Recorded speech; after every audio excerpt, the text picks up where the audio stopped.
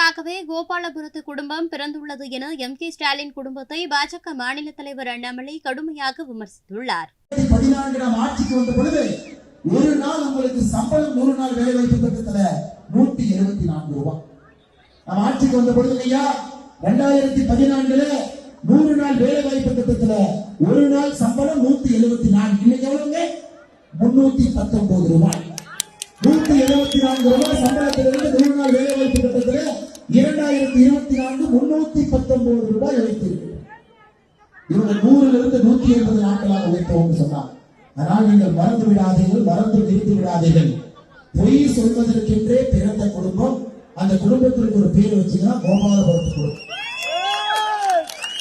இந்த பொய் பேசுற கூட்டத்துக்கெல்லாம் தலைவர் யாருன்னா முதலமைச்சர் ஸ்டாலின் அவர்கள். அவர்தான் தலைவர். இவன் பெரியப்ப என்ன சொல்றாரு தெரியுங்களா? அண்ணே நீங்க சொல்லுங்க, பூசணிக்காய முழு சோத்துல மறைக்க முடியுமா? எவ்வளவுதான் நீங்க சாப்பாடு போட்டாலும் அந்த சாப்பாடு வலிஞ்சு கீழே விழுந்து ஒரு பூசணிக்காய சோத்துல மறைக்க முடியாது.